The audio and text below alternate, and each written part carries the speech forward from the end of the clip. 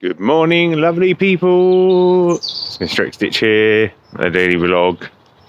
It's a light dusting of snow today, and snow's drifting down. I don't think it's going to last very long. We've got a bit of a cold thing going on. You ever watch like Game of Thrones or any of those programs where they use fake snow? And you're like, I love the way the snow also goes up and down, because obviously it's made of just tiny bubbles, not actual snow. Whereas this is just going down. It's a little fact that some people don't always realise. Anyway, I digress. How are you all? Thanks for all the comments as usual. Just wanted to answer Captain DJ, who was talking about, he's getting an idea in his head about stitching on canvas and then getting his wife to paint over the top of it, which I think is a very groovy idea, that kind of mixed media thing. There have been a few examples of that we featured on the Mr. X Stitch website over the years. Elliot BK, a cross-stitch artist, if you like, from Berlin. He would often paint the canvases first and then stitch over the top of them, which in some ways is a little bit easier, maybe, and often did lots of things to do with street art. If you go to the mrxstitch.com website and you search for Elliot BK, I'm pretty sure we've got a feature about him in there.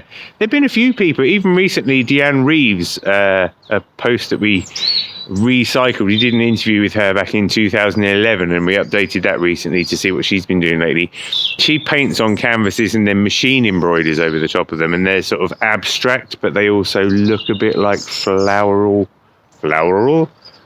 designs and stuff like that. That's really interesting. And there's quite a few people, you get a lot of people who also stitch on paper as well, whether it's thick paper and just running stitches through it. Some people will draw on it, some people will stitch on top of old photographs and those sorts of things, and those are quite a popular idea. I think it's a really interesting idea. I've seen people stitching on maps, whether you can take something existing and rewrite a narrative over the top of it. So for instance, Maurizio Anzeri, Jessica Wohl, there's a few other people who, Nicole Chu, who are going to be featuring soon.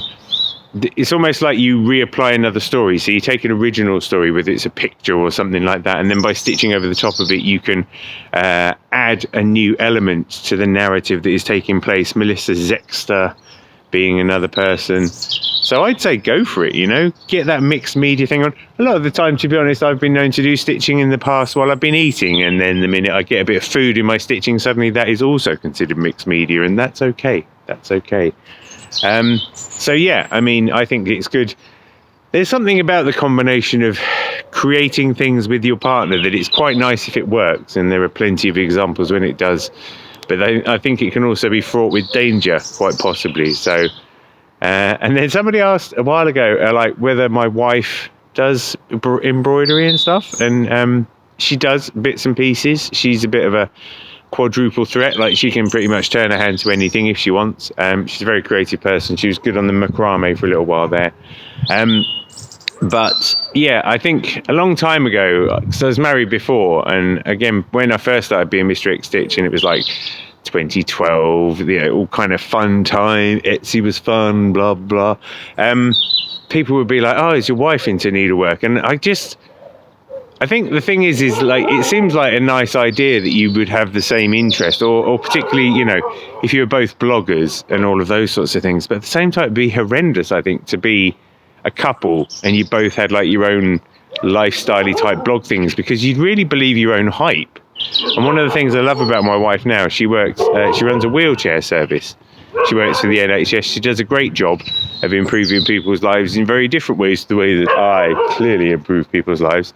But it keeps me grounded, because no matter, I might do a bit of a TV appearance, my ego's got the chance to run a bit and be like, oh, look at me, I'm very important. And then Mary helps me stay quite grounded. And I think with her and the kids and stuff, it's quite important to, just not get too carried away with your things. So although it's great to share crafty pursuits and pastimes with people, as long as you're both not on that self-perpetuating Instagram, like me, I'm so important kind of cycle of things, then I think you've got a chance at it.